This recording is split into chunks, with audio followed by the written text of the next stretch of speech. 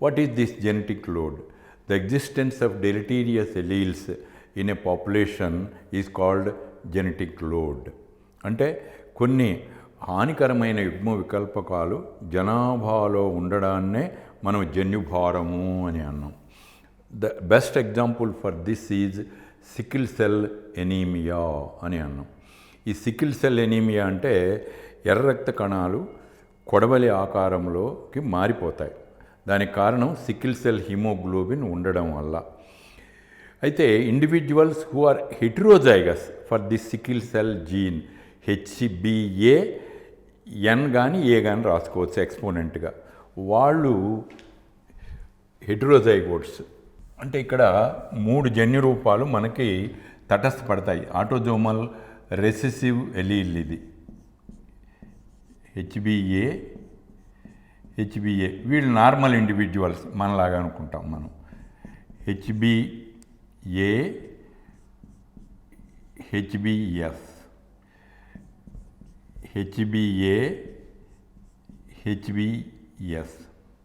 ఏ కాదు, ఇక్కడ 2 Sలే ఉంటాయి. సో వీళ్ళు పుట్టుకతోనే మరణం చెందుతారు సివియర్ ఎనీమియా వచ్చి. వీళ్ళు నార్మల్, వీళ్ళు మనకి carriers. They are carriers for this sickle cell gene HBA and HBS. ఇక్కడ కొన్ని ఎర్ర రక్త కణాలు కొడవలి ఆకారం పొందుతాయి, కొన్ని మామూలుగా ఉంటాయి. అయితే జీవనం సాగించడానికి వాళ్ళకి మామూలుగానే ఉంటుంది. So the individuals homozygous for sickle cell gene HBS they die early due to anaemia. తర్వాత ఈ రెండవది మనకి those who are heterozygous HBA and HBS అంటే N అన్నాను, ఏదైనా రాసుకోవచ్చు.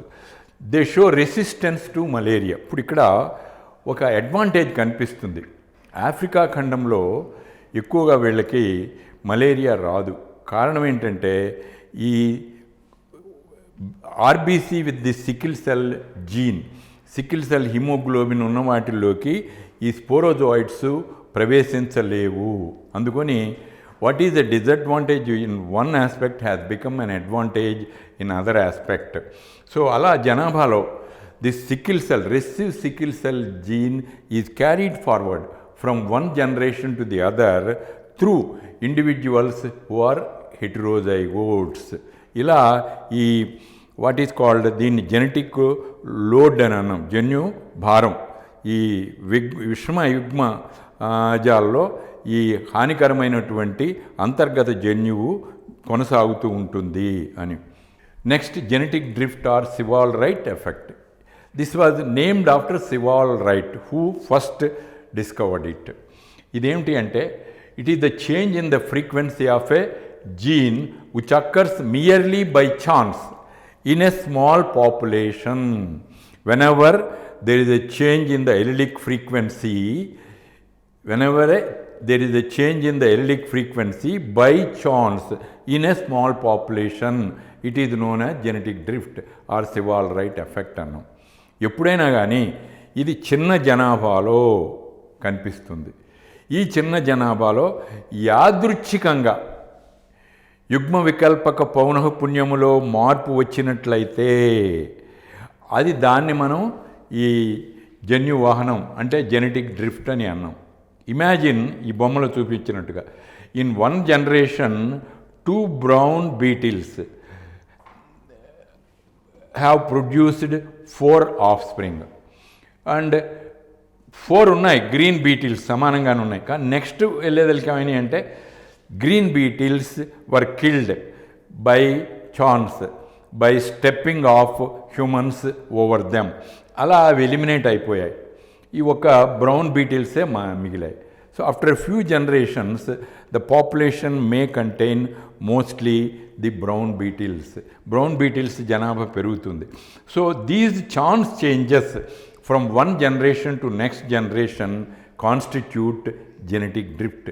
అంటే కేవలం ఛాన్స్ అవకాశం వల్ల వచ్చినటువంటి జన్యు పౌనఃపున్యంలో వచ్చే మార్పులు.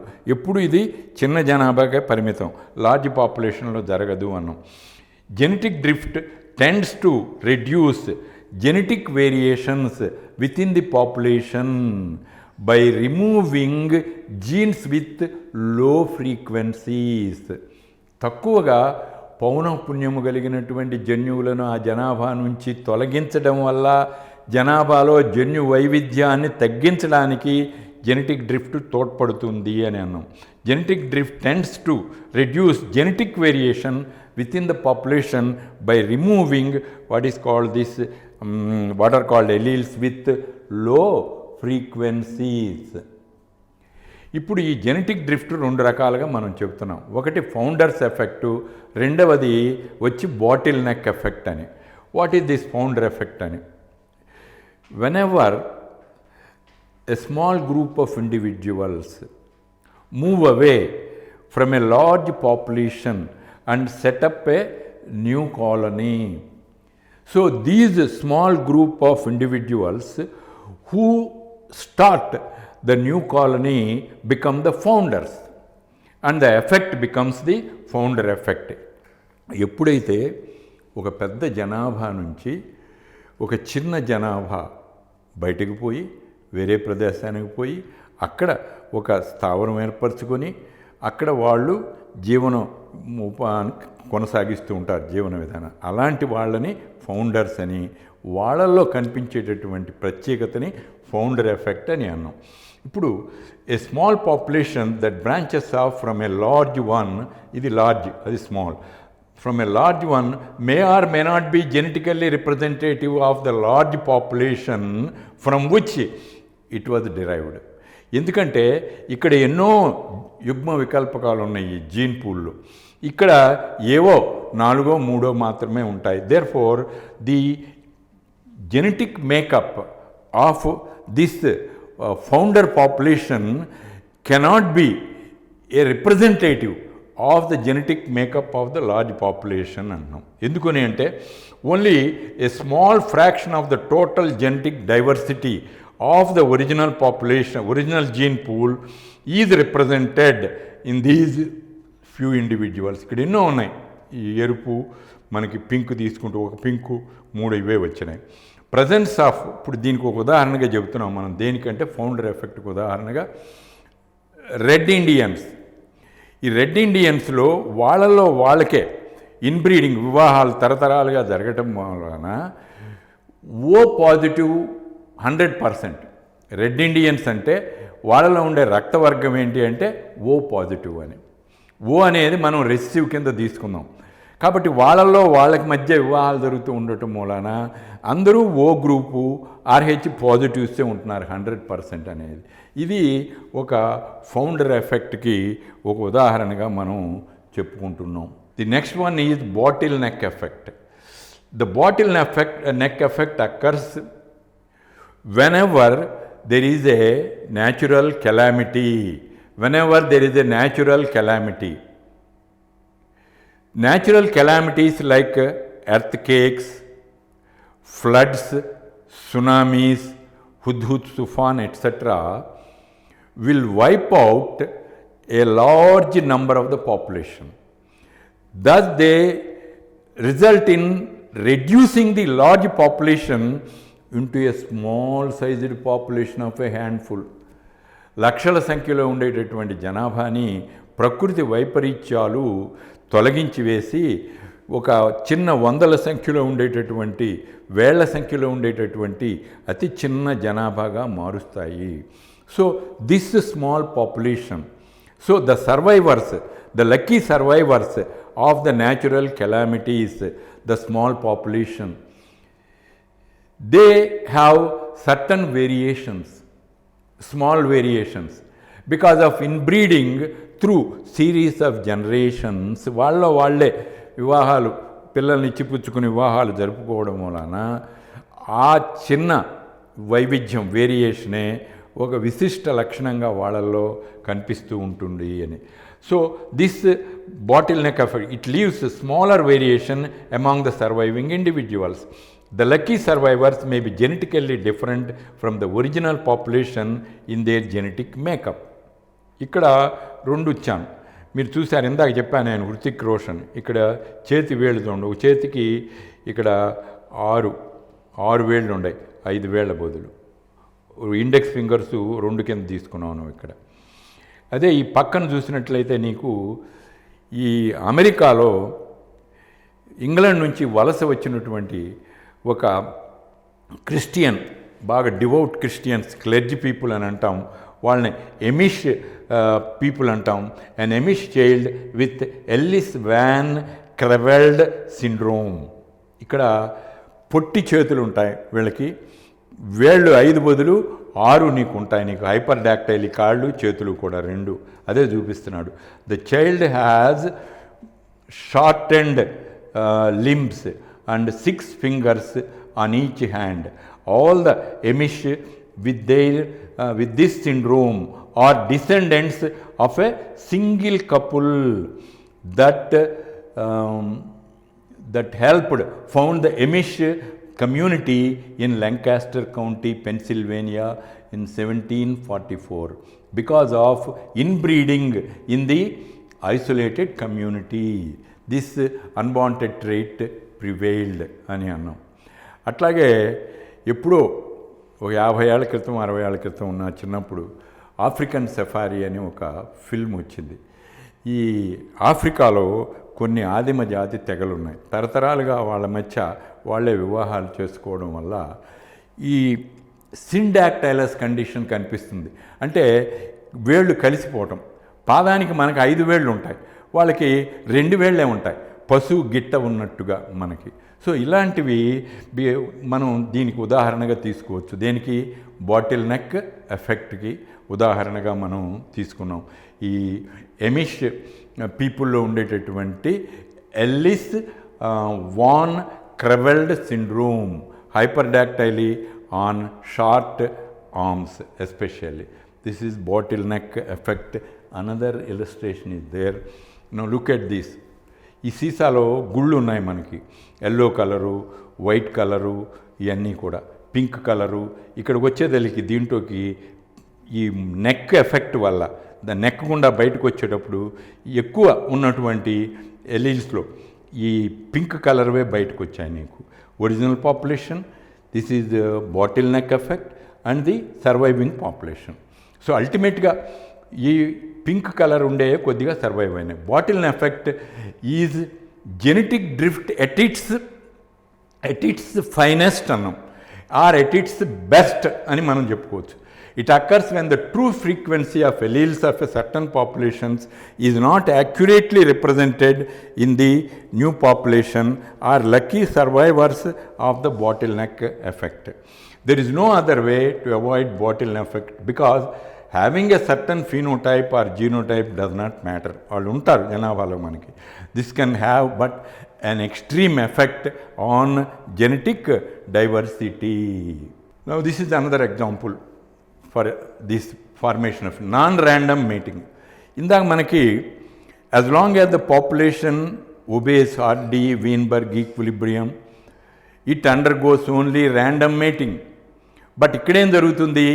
నాన్ ర్యాండమ్ మేటింగ్, యాదృచ్ఛికం కాదు, ఐచ్ఛికం. అసార్టేటివ్ మేటింగ్, సెలెక్టివ్ మేటింగ్ జరుగుతుంది. అంటే సంగత జీవిని ఎంచుకుంటాయి అవి దేని మధ్య ఏం జరగాలనేది. So non random mating can change allele frequencies or allelic frequencies at the choice of mate is often an important part of behaviour. ఇక్కడ చూడండి, మూటిల్లో దేంతోనైనా కలుస్తుంది. ఇక్కడికి వచ్చేదానికి మేలు ఇదిగో ఈ డార్క్ కలర్ దాన్నే ఎంపిక చేసుకుంటుంది. Many plants undergo self-pollination, which is a form of non-random mating. Genetic recombination kuda one of the factors which contributes for this formation of new species. Genetic recombination, nothing but the phenomenon that occurs during crossing over of meiosis, where there is shuffling, exchange of bits of chromatids between the homologous chromosomes of, that is maternal and paternal pair of chromosomes. ఇది అక్కడ మనం చూపిస్తున్నాం. Genetic shuffling is therefore through what is called crossing over is a source of evolution అన్నాం. Next sexual selection, అంటే లైంగిక వర్ణము అని. Sexual selection occurs when certain traits increase mating success. There are 2 types of sexual selection. ఒకటి intra sexual selection, competition among males is very severe. Intersexual selection, males display certain attractions towards the females. మీరు birds చూసినట్లయితే females అన్నీ కూడా dull కలర్డ్గా ఉంటాయి. Males exhibit different colors, multiple colors, attractive colors. So the exhibition of different color patterns by male birds is mainly meant for drawing the attention of the female. మనకి ఆ రకంగా చూసినప్పుడు నెమలి, peahen is a very dull colored one and it doesn't exhibit that tail feathers like a fan, multicolored tail feathers. అది exhibited by male to draw the attention of the female. అలాగే కొన్నిటిలో deers వాటిల్లో యాంట్లర్స్ ఉంటాయి. ఆ యాంట్లర్స్ కూడా అవి మనుగడకు అది సంగత జీవి కోసం చేసే ఫైటింగ్లో, మేట్ కోసం చేసే ఫైటింగ్లో వాటికి ఉపయోగపడతాయి అని. Then artificial selection. Since immemorial times, ever since man started domestication of animals and growing of crops for his food, escort and also sport, he has been creating number of new species through what is called artificial selection. అంటే always the change has been achieved by repeatedly selecting for breeding experiments the individuals which are most suited for human being. ఇప్పుడు cattle తీసుకుంటే he selects the breed which is having high milk yielding capacity with high percentage of fat. అంటే ఎక్కువ పాల దిగుబడి ఉండాలి, దాంతోపాటు ఎక్కువగా వెన్న శాతం ఉండేటటువంటి వాటిని ఉత్పత్తి చేస్తూ మొదలుపెట్టాడు through artificial breeding, selective mating ద్వారా. అలాగే ఫౌల్స్ తీసుకున్నప్పుడు గుడ్లు ఎక్కువ పెట్టడమే కాదు, దాంతోపాటు వాటిల్లో తెల్లసొన ఎక్కువగా ఉండాలి, అంటే ఆల్బుమిన్ ఎక్కువగా ఉండాలి. అంతేకాకుండా shell must be very thick and hard. ఎక్స్పోర్ట్లో ఎందుకంటే థిక్ షెల్స్ ఉంటే అవి ఏ విధమైన డ్యామేజీ కావు, డెస్టినేషన్ చేరతాయి. ప్రొడక్షన్ సెంటర్ నుంచి, పౌల్ట్రీ ఫామ్ నుంచి లాజిస్టిక్స్ ద్వారా అది రిటైల్ మార్కెట్లోకి కన్స్యూమర్ చేతిలోకి వచ్చే వరకు అది చెక్కు చెదరకుండా, చితక్కుండా ఉండడానికి ఇది తోడ్పడుతుంది. ఇప్పుడు 2 బ్రీడ్స్ ఉన్నాయి. ఒకదాని లేయింగ్ కెపాసిటీ వచ్చి 1000కి 90% ఉంది, ఇంకోటి 80% లేయింగ్ కెపాసిటీ. కానీ దాంట్లో బ్రేకేజెస్ వచ్చి 30% ఉన్నాయి, ఇక్కడ బ్రేకేజెస్ 10% ఉన్నాయి. దేన్ని ఎంపిక చేస్తాడు అంటే 10% బ్రేకేజ్ ఉండయే ఎంపిక చేస్తాడు. అక్కడ ఉత్పత్తిలో 10% తేడా, బ్రేకేజ్లో ఇది 10 అయితే అది 20 ఉంది, 30 ఉంది, అంటే 20% ఎక్స్ట్రా ఉంది. ఇంకా ఇక్కడ ఉత్పత్తి 10 దగ్గర ఇంకా 10% ఈయనకి ఎక్కువ కన్స్యూమర్కి చేరుతున్నాయి. అందుకని ఈ బ్రీడ్ని వాళ్ళు ఎంపిక చేస్తారు ఆర్టిఫిషియల్ సెలక్షన్కి. ఇప్పుడు హోల్స్టీన్, ఫ్రీషియన్, కౌ అండ్ బుల్ని ఒక ఆర్టిఫిషియల్ సెలక్షన్కి అలాగే పెంపుడు కుక్కలు ఎన్నో బ్రీడ్స్ మనం ఉత్పత్తి చేసుకున్నాం, పీజియన్స్ ఉత్పత్తి చేసుకున్నాం మనం. అట్లాగే wheat, Mexican dwarf varieties of rice ఉత్పత్తి చేసుకున్నాం. ఎన్నో హార్టికల్చర్లో న్యూ వెరైటీస్ మనం ప్రొడ్యూస్ చేస్తున్నాం. జెనెటిక్ వేరియేషన్ ఎలా వస్తుంది అని అంటే the individuals in a species carry different alleles. Alleles అంటే ఏంటి నాన్న, యుగ్మ వికల్పకాలు అంటే the 2 alternative forms of a gene అని అన్నాం. ఇప్పుడు ఎత్తు ఉంది మానవుడిలో, హైట్ ఎన్ని రకాలు, 2 రకాలు ఉన్నారు మనకి, టాల్ అండ్ డ్వార్ఫ్ అని. కాబట్టి ఇక్కడ క్యాపిటల్ టీ, స్మాల్ టీ అనేవి ఈ 2 కూడా alternative forms of the gene. తర్వాత these are present on homologous chromosomes at specific places called gene loci, specific chromosomes.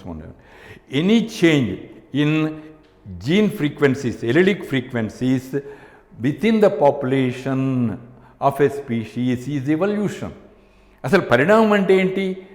ఒక జాతి జనాభా యొక్క యుగ్మ వికల్పక పౌనఃపున్యంలో వచ్చే మార్పే the change in allelic frequency of the population of a species is nothing but evolution అన్నాం. What is meant by allelic frequency? జన్యు పౌనఃపున్యం అంటే ఏంటి అర్థము అంటే proportion of gene copies in a population for a given gene. ఒక జన్యువుకు సంబంధించినటువంటి ఈ ప్రపోర్షన్ ఎంత, దాంట్లో 100 ఉంటే ఇవి ఎన్ని ఉన్నాయి, ఎలీల్స్ ఎన్ని ఉన్నాయి, proportion of gene copies in a population of a given allele. Reproductive isolation అంటే ప్రత్యుత్పత్తి వివక్తత. The absence of gene exchange between populations is called the reproductive isolation.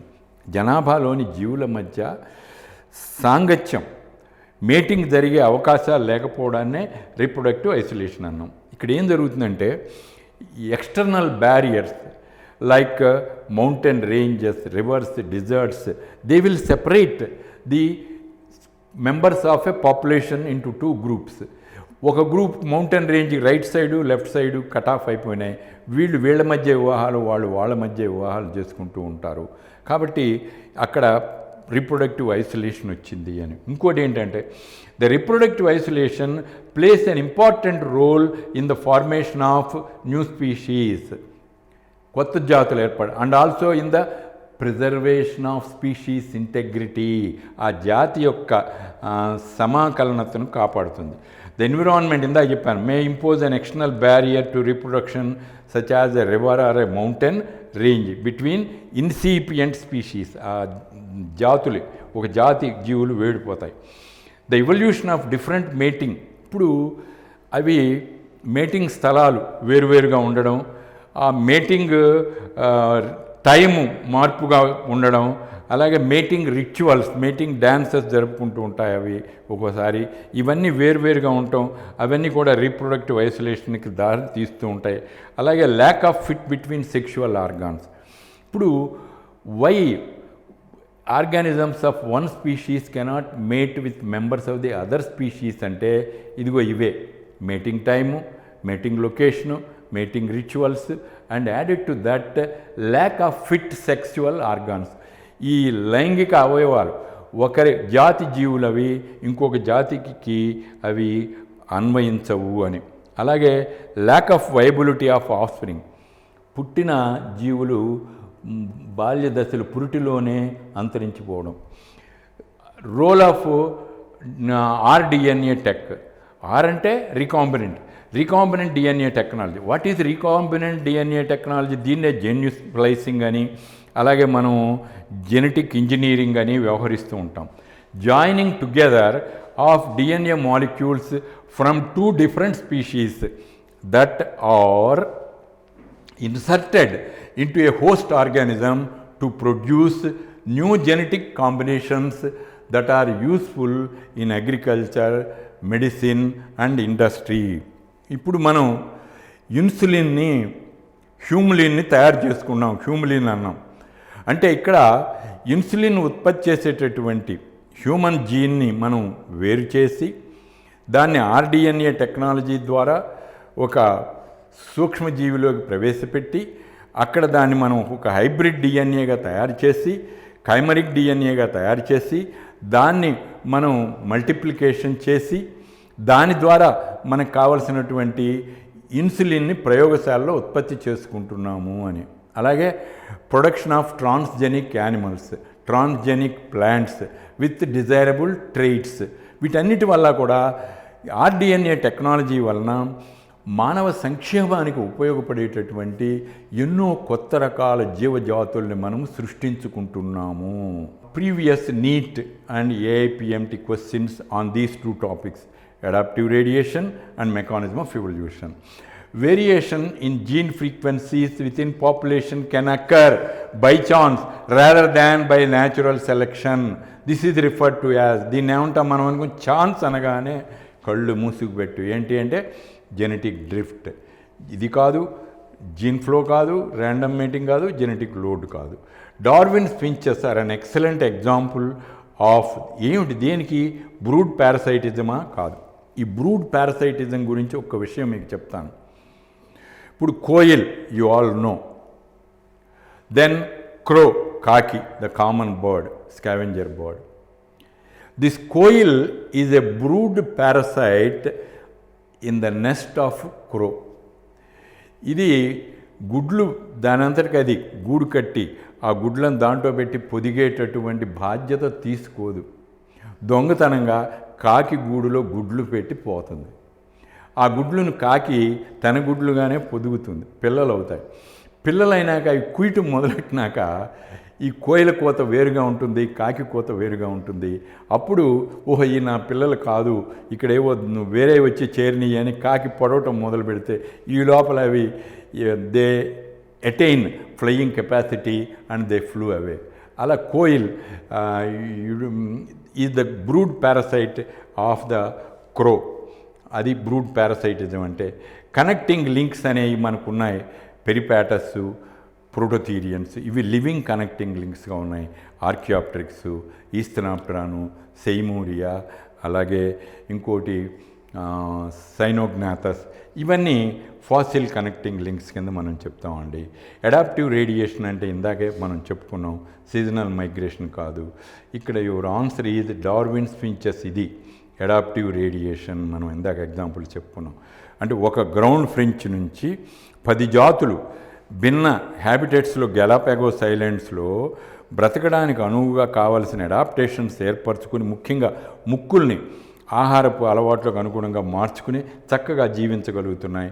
అది అడాప్టివ్ రేడియేషన్. అలాగే లేదా డైవర్జెంట్ ఎవల్యూషన్కు ఉదాహరణగా పేర్కొన్నాం. What is common to whale, shark and seal? ఇవన్నీ కూడా ఏంటంటే, whale is a mammal, seal is also a mammal, but shark is a fish. ఇవి what is common to whale, shark and seal. ఇప్పుడు whale and seal homeotherms, but shark is a cold blooded animal, migration కాదు.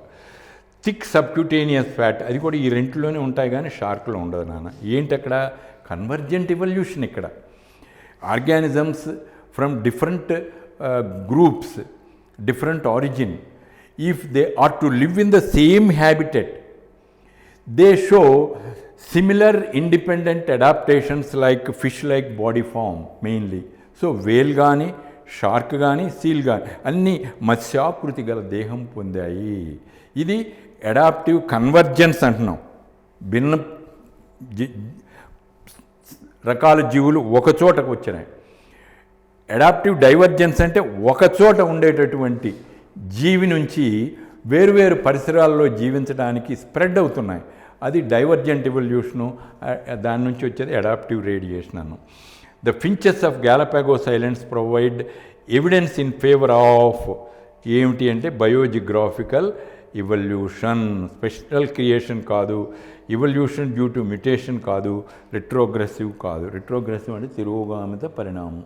Adaptive radiation refers to power of adaptation of an individual to a variety of environments, adaptation due to geographical isolation, evolution of different species from a common ancestor, migration of members of a species to different geographical areas. కాదు ఇక్కడ మనకి adaptive radiation అంటే ఇది evolution of different species from a common ancestor. Which of the following is important for speciation? జాతుల సృష్టికి ఏది మనకు ఎక్కువగా తోడ్పడుతుంది అని అంటే ఇక్కడ రిప్రొడక్టివ్ ఐసోలేషన్. ఇప్పుడే చెప్పుకున్నాం రిప్రొడక్టివ్ ఐసోలేషన్ అని. Now the most interesting is about origin and evolution of man. Now man is a product, unique product of evolutionary forces అన్నాం. ఇప్పటి వరకు జీవ పరిణామంలో మనం వివిధ ఘట్టాలను నేర్చుకున్నాం. దీనికి క్లైమాక్స్, ముగింపు ఏమిటి అంటే నరావతరణం, నరజాతి పరిణామం అని. ఆరిజిన్ అంటే పుట్టుక, నరావతరణం అన్నాం, నరజాతి పరిణామం అన్నాం. ఆంధ్రజ్యోతి పత్రికలో నండూరి రామ్మోహన్ రావు గారు, అప్పటి ఎడిటర్, ఒక సీరియల్గా దీన్ని ప్రతిరోజు డైలీ సీరియల్గా నరావతరణాన్ని అంటే శాస్త్రీయ ప్రత్యేకతలను పక్కన పెట్టి కామన్ మ్యాన్కి అర్థమయ్యే రీతిలో నరావతరణం గురించి చక్కగా వివరించడం జరిగింది. అదే దాన్ని పుస్తక రూపంలో కూడా ముద్రించాడు. ఎప్పుడైనా అవకాశం దొరికితే అది ఒకసారి చదువుకోండి నా మనవి. ఇప్పుడు some questions have been entertaining our mind. మన మేధస్సుకి పొదును పెట్టేటటువంటి వాడి అయినా వేడి అయినా కొన్ని ప్రశ్నలు ఉన్నాయి. అవేమిటి అంటే, who are why? Mahesh Babu నేనే నంబర్ 1లో హూ ఆర్ వై అని అంటాడు. అలాగే where did we come from? మనం ఎక్కడి నుంచి వచ్చాం, మనం ఎవరమి? What is the human genealogy? మన వంశవృక్షం ఏంటి అనే ఈ 3 ప్రశ్నలు మనం మేధస్సుకి పదును పెడుతూ ఉంటాయి అని. The origin and evolution of man did not అక్కర్ in a street line. ఒక మనకి రేఖీయంగా పరిణామం అనేది జరగల. చాలా గ్యాప్స్ ఉన్నాయి ఫిలప్ చేయాల్సినటువంటివి. మనకి అక్కడక్కడ శిలాజాలు దొరుకుతూ ఉన్నాయి. అందుకనే the concept of evolution of man has been changing from time to time as more and more evidences with the advances in technology have been pouring in. మార్పులు వస్తూ ఉన్నాయి. ఖచ్చితంగా ఇదే విధంగా మనం జరిగింది అని మనం చెప్పలేము అని. But the study of evolution of primates would provide us a general idea about the origin of man. మనకి సీనోజోయిక్ ఆధునిక జీవ మహాయుగాన్ని మనం that is the age of mammals అని అన్నాం. దాంట్లో 2 యుగాలు ఉన్నాయి, టెర్షియరీ అండ్ క్వాటర్నరీ అని. టెర్షియరీలో నరుడు తప్ప సమస్త క్షీరద జాతులు పరిణామం చెందాయి. ఈ క్వాటర్నరీ అనగానే మనకి ప్లీస్టోసీన్ అండ్ హోలోసీన్ అని 2 శకాలు ఉన్నాయి నాన్న. ఈ 2 శకాల్లోనే మానవ పరిణామం జరిగింది. ముఖ్యంగా హోలోసీన్ అంటే కల్చరల్ ఎవల్యూషన్ అన్నాం, ప్లీస్టోసీన్ అంటే ఎవల్యూషన్ ఆఫ్ మ్యాన్ అని అన్నాం మనం అక్కడ. నౌ ఇక్కడ మనకి యాంథ్రోపాయిడ్స్ అని మనం అంటాం. యాంథ్రోపాయిడ్స్ అంటే ఏవి అంటే హ్యూమన్ లైక్ ప్రైమేట్స్. మనకి ఈ కోతులు, కొండముచ్చులు ఇవన్నీ అంటాం మనము. బాబూన్స్, అరంగుటాన్సు, గొరిల్లాసు, చింపాంజీసు ఇవన్నీ ఓల్డ్ వరల్డ్ అని అంటాం మనం. రీసస్ మంకీ ఇలాంటి వాటిని న్యూ వరల్డ్ అని అంటాం. యాంథ్రోపాయిడ్స్లో హ్యూమన్ లైక్ ప్రైమేట్స్ ఉన్నాయి. అయితే వీటిలో 3 రకాలు ఉన్నాయి మనకి. ఒకటి ఏమిటి అంటే హోమినాయిడ్స్ అని, రెండవది ఏంటి అంటే ఓల్డ్ వరల్డ్ మంకీస్, మూడవది న్యూ వరల్డ్ మంకీస్ ఉన్నాయి. నా వాట్ ఆర్ దీస్ హోమినాయిడ్స్ అని. హోమినాయిడ్స్లో మళ్ళీ 3 వస్తున్నాయి నాన్న మనకి. Hominids which includes extinct and living humans, అంటే ఇప్పుడున్న నరుడు, ఆయన పూర్వీకులు విలుప్తం చెందే శిలాజాల రూపంలో ఉండేవి. గ్రేట్ ఏప్స్, లెసర్ ఏప్స్ అనేవి ఉన్నాయి మనకి. ఎక్కడ హోమినాయిడ్స్లో hominids, great apes, lesser apes ఉన్నాయి. Now hominids include extinct and living humans. Humans ఎప్పుడు వచ్చారు అంటే man appeared late in the earth history. ఆఖరికి మనకి యంగెస్ట్ స్పీషీస్ ఏది అంటే నరుడు అని మనం చెప్తున్నాం. ఈ 2 క్లిప్పింగ్స్లో ఇక్కడ ఇంచుమించు అన్ని దశలు ఉన్నాయి, కానీ ఇక్కడ ఒకటి పోయింది. ఆస్ట్రలోపిథికస్కిను హోమో ఎరెక్టస్కి మధ్యలో హోమో హ్యాబిలస్ అనేది మిస్ అయింది. ఆ హోమో హ్యాబిలస్ అనేది ఇదిగో ఇక్కడ ఉంది. అయితే ఇక్కడ ఈ 2 మిస్ అయినాయి, డ్రయోపిథికస్, రామాపిథికస్. అందుకని నేను మానవ పరిణామంలో తారసపడేటటువంటి ఈ శిలాజ రూపాలు ఉన్నటువంటి వాటిని మనం వాటి డిస్క్రిప్షన్ గురించి కొద్దిగా నేర్చుకుంటాం. అందుకని ఈ 2 క్లిప్పింగ్స్ ఇక్కడ ఉదహరించడం మీకు జరుగుతుంది. ఇది డ్రయోపిథికస్, రామాపిథికస్. ఈ 2 కూడా ఏంటంటే హోమినాయిడ్స్, ఇవి 2.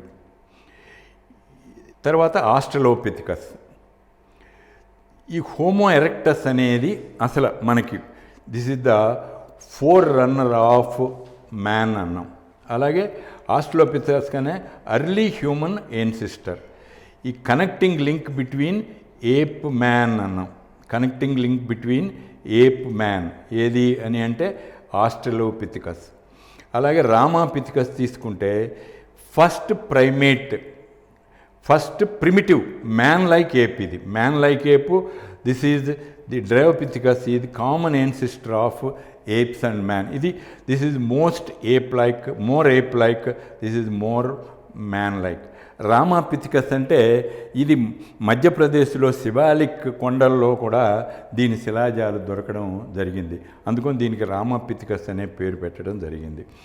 ఆస్ట్రలోపిథికస్ తర్వాత వచ్చింది homo erectus, that is 4 runners of man అని అన్నాం. Next homo Neanderthal are neanderthalensis లేకపోతే నియాండర్తల్ మ్యాన్ అని అన్నాం. ఇది 4 father of human or primitive man అన్నాం. క్రోమాగ్నన్ అంటే ఐరోపాలో మానవ సంతతికి చెందినటువంటి పూర్విక జాతి, అది క్రోమాగ్నన్ మ్యాన్ అని అన్నాం.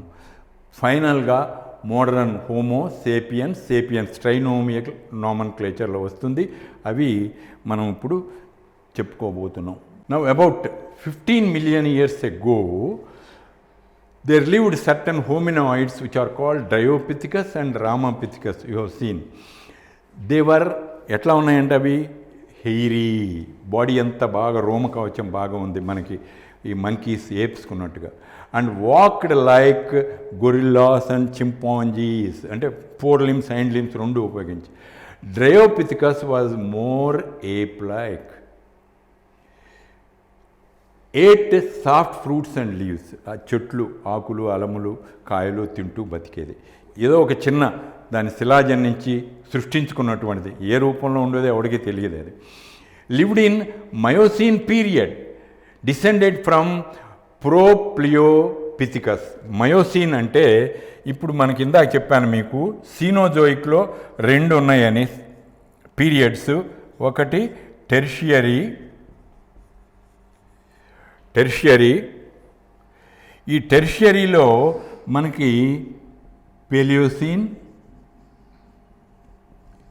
శకాలు ఉన్నాయి. పేలియోసీన్, ఇయోసీన్, ఆలిగోసీన్, మయోసీన్, ప్లయోసీన్ అన్నాను. సో వీడు ఈ మయోసీన్ పీరియడ్లో ఉన్నాడు ఇక్కడ, అంటే పెనల్టిమేట్ పీరియడ్ ఆఫ్ టెర్షియరీ. తర్వాత ప్లయోసీన్లోకి వచ్చేదలికి రామాపిథికస్ కూడా మనకు తారసపడుతుంది. వీడికి ఉన్న ప్రత్యేకత ఏంటంటే 4 limbs. The hands are shorter, పొట్టివి, కాళ్ళు చూడండి ఎంత పొడవుగా ఉండేట కూర్చుంటే. 4 limbs are shorter than hind limbs. Is the distant ancestor, not the close. This is Dryopithecus అన్నాము. ఈ డ్రయోపిథికస్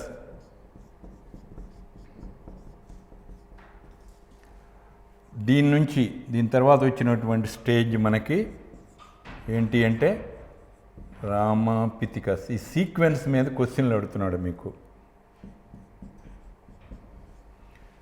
రామాపిథికస్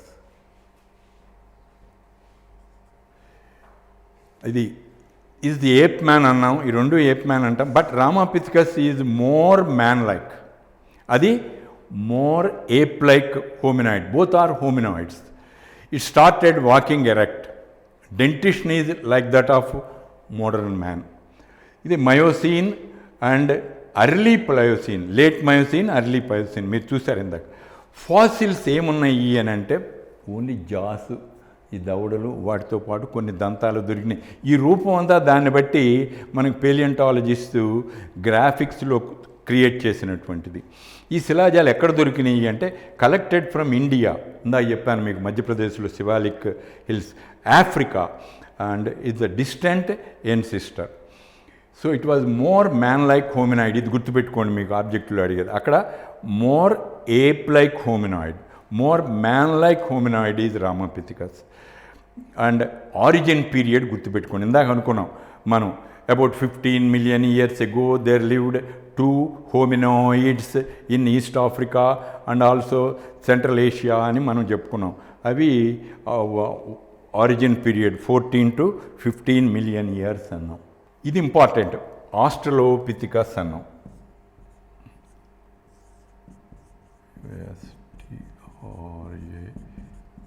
ఆస్ట్రలోపిథికస్, పిథీసియన్సీ అని కూడా అంటారు. దీన్ని ఏప్ మ్యాన్ అన్నాం. Connecting link between apes and man, మనకి హోమో ఎరెక్టస్, హోమో హ్యాబిలస్ దగ్గర నుంచి మ్యాన్ ఇది వస్తుంది. So it is the connecting link between man and ape. Australopithecus africanus is a common fossil. Origin period వచ్చి చూడండి 3 to 4 million ఇయర్సే. అసలు Ramapithecus, డ్రయోపిథికస్, Ramapithecus ఎప్పుడు 15 million years. ఇది 3 to million ఇయర్స్కి వచ్చింది. Man like primate it is also. Walked upright in eastern Africa. Eastern Africa అంటే మనకి ఈ ఇటు ఫేస్ చేస్తున్నటువంటిది, మన ఇండియన్ ఓషన్ ఫేస్ చేస్తున్నటువంటిది. హైట్ 4 feet, ఎరెక్ట్ పాస్చరు, 2 కాళ్ళ మీద చేతులు అంటే 4 limbs ఉపయోగించదు. Bipedal locomotion, dentition like man. And చేతులతో నడవటానికి కాకుండా వస్తువులు పట్టుకోవడానికి, ఏమైనా టూల్స్ తయారు చేయడానికి ఉపయోగించడం మొదలుపెట్టింది. ఇది ఇంపార్టెంట్ నాన్న. Brain size of modern man brain సైజ్తో పోల్చుకుంటే చాలా తక్కువ. ఎంత? 400 to 650 cc. అంటే క్రేనియల్ క్యావిటీ అంటాం, కెపాసిటీ. అంటే దాంట్లో మనం పుర్రె నుంచి బ్రెయిన్ తీసివేస్తే ఖాళీగా ఉండే దాంట్లో నీళ్లు పోస్తే ఎంత పడుతుంది, ఎన్ని సీసీ పడుతుంది అనేదాన్ని బ్రెయిన్ సైజ్ అంటాం. It is actually the cranial cavity capacity అని. Cranial cavity capacity, the capacity of the cranium that is usually occupied by the brain. ఆ బ్రెయిన్ బరువు కాదు ఇది. అందుకని వీటిని సీసీల్లో మనం చెప్తూ ఉన్నాం క్రేనియల్ క్యావిటీ. ఎందుకంటే పుర్రె దొరుకుతుంది. బ్రెయిన్ ఎక్కడ ఉంటుంది ఇప్పుడు మనకి? అది సాఫ్ట్ పార్ట్ డికంపోజ్ అయిపోయింది, హార్డ్ పార్ట్ ఉంది. దాన్ని బట్టి ఇది నిర్ణయించుకుంటున్నారు. అది ఎంత చాలా తక్కువ, చిన్న ఇదనమాట cranial. 400 to 650 pc. Fossils were found in, ఎక్కడ కనిపించాయి ఫాసిల్స్ అంటే అదే ఇథియోపియా అండ్ టాంజానియాలో కనిపించాయి. Tanzania and Ethiopia. సో ఆస్ట్రలోపిథికస్ గురించి, దానికి 4 feet హైట్ ఒకటి, క్రేనియల్ క్యావిటీ ఒకటి, 400 to 650 cc గుర్తుపెట్టుకోండి. Connecting link between apes and humans అనేది ఒకటి గుర్తుపెట్టుకోండి. This is very important stage. Homo habilis అని అన్నాం. వీడిని ఏబుల్ మ్యాన్ అని, హ్యాండీ మ్యాన్ అని, మ్యాన్ ఆఫ్ స్కిల్స్ అని అంటాం. అంటే మొట్టమొదటిగా ఈ చేతుల్ని సద్వినియోగం చేసుకోవడం మొదలుపెట్టినటువంటి వ్యక్తి ఎవరు అంటే హోమో హ్యాబిలిస్ అని. ఆరిజిన్ పీరియడ్ ఇప్పుడు చూడండి, అక్కడ 3 to 4 millionsకి వచ్చాం. ఇప్పుడు 2 millions తగ్గిపోయాం. ఫస్ట్ హ్యూమన్ లైక్ బీయింగ్ చూడగానే ఓహో మన పూర్వీకుడు కూడా ఇలా ఉండాడా, మన పోలికలు వీళ్ళు కొద్దిగా కనపడుతున్నాయే అని మనం అనుకుంటూ ఉంటాం. ఫస్ట్ హ్యూమన్ లైక్ బీయింగ్ దాని మీద పెరిగింది. అక్కడ 4 to 650, ఇక్కడ 650 నుంచి 800 cc వరకు కూడా క్రేనియల్ క్యావిటీ ఉంది వీడికి. ఇంకా మాంసాహారులు కాదండి, మన పూర్వీకులు మొట్టమొదటి శాకాహారులే. మాంసాహారం తర్వాత మనం తెచ్చుకున్నాం. సో వీడు ఇంకా అప్పుడు ఫ్రూట్స్ తినటంలోనే ఉన్నాడు, ఆకులు అలములు ఇవిను. So started hunting with sharp stones tools but not a meat eater. అంటే కొంచెం హంటింగ్ ఎలా చేయాలి అనేదానికి రాళ్ళు రప్పలను పెట్టి వాడి అయినటువంటి ఈ వెపన్స్ తయారు చేసుకుని కొట్టడం మొదలుపెట్టి జంతువుల్ని ఆత్మరక్షణ కోసం కొట్టడం మొదలుపెట్టాడు కొన్నింటి. అంతేగాని వాటి మాంసం తినడం అది ఇంకా మొదలుపెట్టలే. Still he is a vegetarian, he was a vegetarian. వీడు నెక్స్ట్ మనకి Homo erectus, the first true man అన్నాం. ఇప్పుడు 3 స్టేజెస్ మనం దాటుతున్నాం. ఇక్కడ ఈ రెండునేమో హోమినాయిడ్స్ అన్నాం, ఇది ఆస్ట్రలోపిథికస్ connecting link between apes and humans అన్నాం. ఇప్పుడు ఇంతకుముందు చెప్పాను హోమో హ్యాబిలిస్. వీడు ఈ హోమో హ్యాబిలిస్ అనేవాడిని ఏబుల్ మ్యాన్ అని, హ్యాండీ మ్యాన్ అని, మ్యాన్ విత్ స్కిల్స్ అని మనం పేర్కొన్నాం. వీడి తర్వాత వచ్చాడు అసలు నరుడు యొక్క పూర్వీకుడు ఎవడు అంటే హోమో ఎరెక్టస్. అంటే కేవలం పాదాల మీద నడవటం, చేతులను అసలు ఎట్టి పరిస్థితుల్లో నేలకి ఉపయోగించేది లేదు అది. సో ఫస్ట్ ట్రూ మ్యాన్ ఎవరు అంటే హోమో ఎరెక్టస్ అన్నాం. Is the connecting link between the ape man అంటే Australopithecus and the modern man. Next వచ్చే నియాండర్తల్ మ్యాన్, ఆల్సో కాల్డ్. వీడిని జావా మ్యాన్ అని, అలాగే పెకింగ్ మ్యాన్ అని అంటాం. ఎందుకని వీడి శిలాజాలు ఇండోనేషియాలో ఉండేటటువంటి జావా ద్వీపంలోను, బైజింగ్ చైనా క్యాపిటల్ అయినటువంటి బైజింగ్ సమీపంలోనూ వీడి శిలాజాలు లభించాయి. అందుకని this fellow has and the names of Peking man, Java man. Now who is this Peking man or Java man? Is one and the same. He is Homo erectus అని మనం చెప్తాం. Fossils were discovered in 1891 in Java. అసలు నిట్ట నిలువుగా మొట్టమొదట మనకి correct erect posture maintain చేసినవాడు upright human being అన్నాం. వీటి టైం పీరియడ్ చూడండి, ఇంతకుముందు తగ్గిపోయాం మనం అక్కడ 3 మిలియన్స్కి, ఇప్పుడు 1.5 2 మిలియన్స్ నుంచి 1.5 మిలియన్ ఇయర్స్కి వెళ్ళిపోయాం. క్రేనియల్ క్యావిటీ ఇంతకుముందు మనం ఆస్ట్రలోపిథికస్లో 400 to 650కి స్టార్ట్ అయ్యాం. ఇక్కడ హ్యాబిలిస్లో 650 to 800కి వెళ్ళాం. ఇప్పుడు 900 cc క్రేనియల్ క్యావిటీ పెరుగుతూ ఉంది. Trend in human evolution is enlargement of cranial cavity. తర్వాత ఎరెక్ట్ పాస్చర్ క్రమేపీ రావడం, స్పైనల్ కార్డ్లో ఉండేటటువంటి ఈ బెండింగ్ ఇది పోతూ ఉంది అని. ఆస్ట్రలోపిథికస్ టాలర్ దాన్ ఆస్ట్రలోపిథికస్ అని అన్నాం. ఆస్ట్రలోపిథికస్ కంటే పొడవు. హంటర్స్ అండ్ గ్యాదరర్స్ అంటే ఈ మగవాళ్ళేమో హంటింగ్ చేసేవాళ్ళు, లేడీస్ ఏమో ఆకులు అలములు కాయలు వీటిని పోగు చేసుకునేవాళ్ళు. వీడికి less body hair and black. ఇప్పుడు reduction in the what is called hair, body hair మనకి గుబురుగా ఎంతో క్రిక్కిరిసి ఉంటుంది. వాటిల్లో ఏప్స్లో వాటిలో చూస్తే ప్రైమేట్స్లో క్రమేపీ ఈ పూర్వీకుల కంటే హోమో ఎరెక్టస్లో హెయిర్ తగ్గిపోవడం, hairless body or hair body with scant hair first రావడం మొదలైంది వీళ్ళు అని. First hominoid to move out of Africa. ఇక్కడ నరావతరణం జరిగింది ఎక్కడ అంటే ఆఫ్రికా. ఇది గుర్తుపెట్టుకోండి, ఈస్ట్ ఆఫ్రికా. సో వీడు మొట్టమొదటిగా ఆఫ్రికా వదిలి యూరోప్ ఏషియాకి వలసపోవటం మొదలెట్టాడు.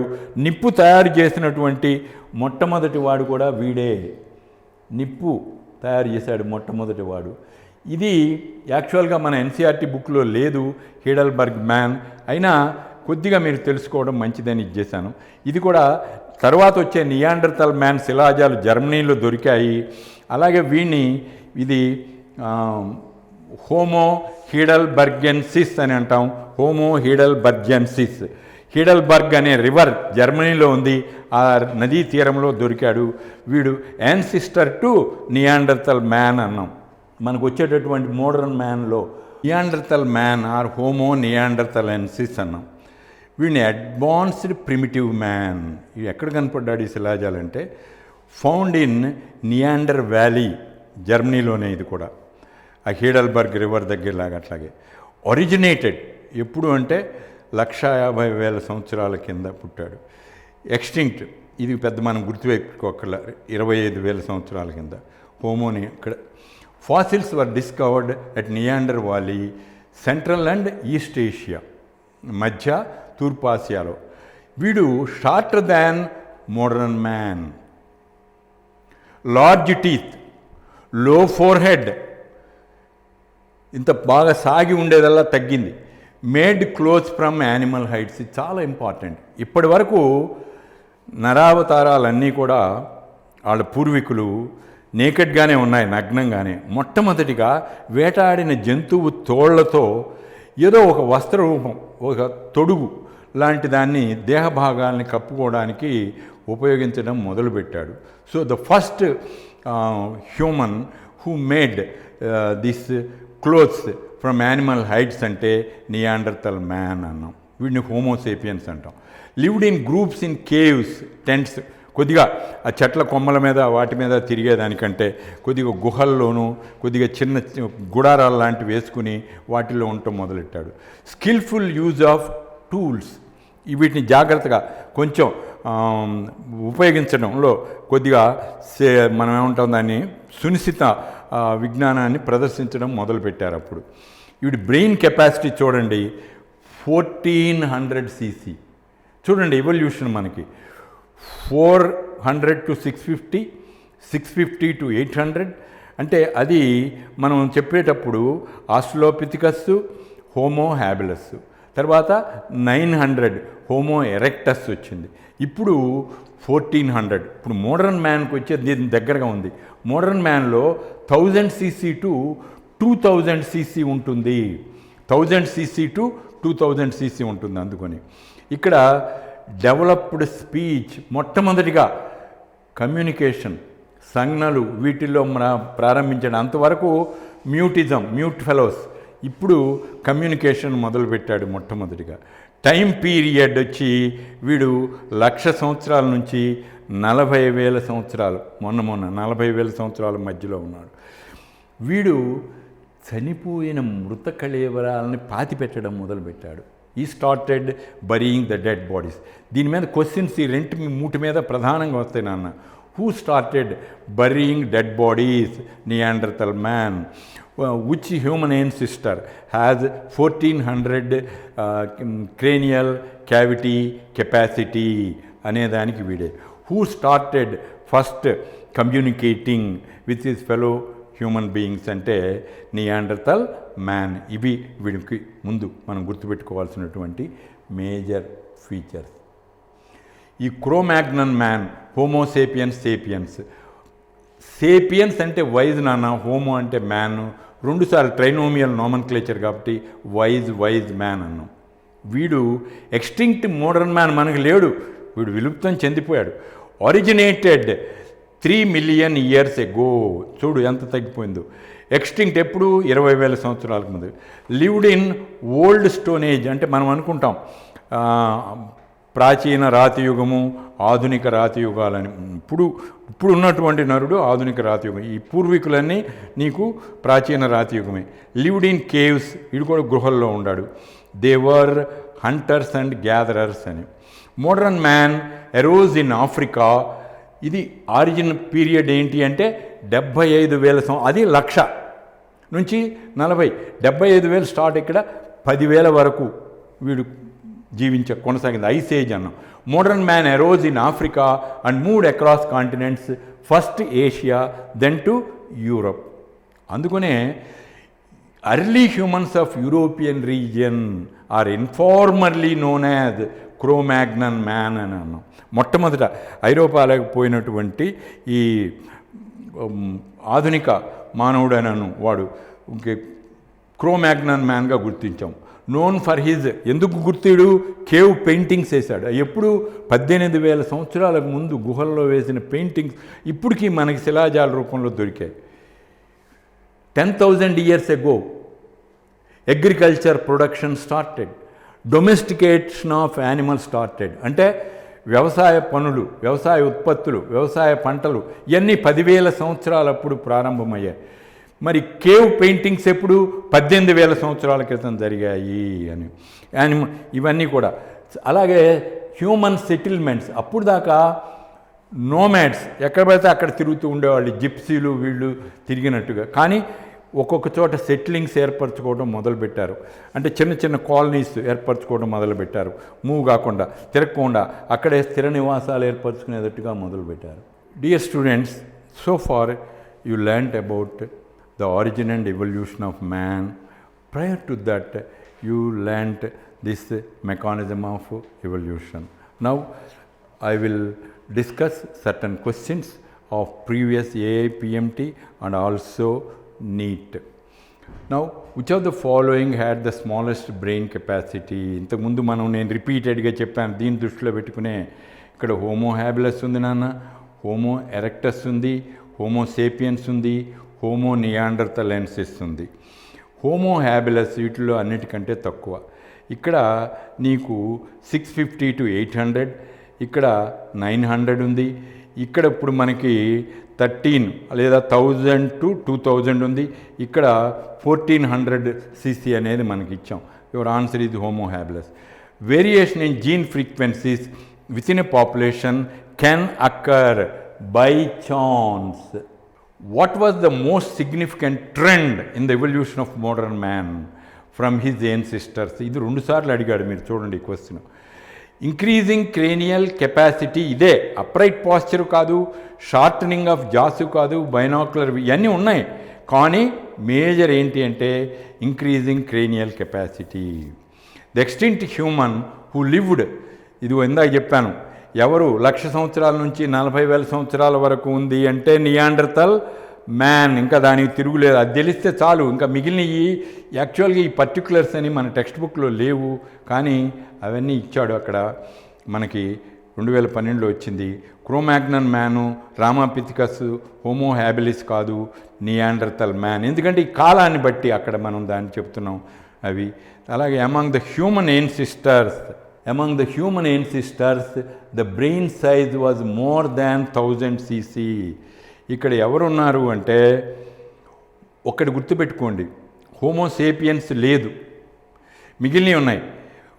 మోర్ దాన్ 1000 అంటే నియాండర్తల్ మ్యాన్లో 1400 cc ఉందని మనం నేర్చుకున్నాం. So your answer is homo neanderthalensis or neanderthal man.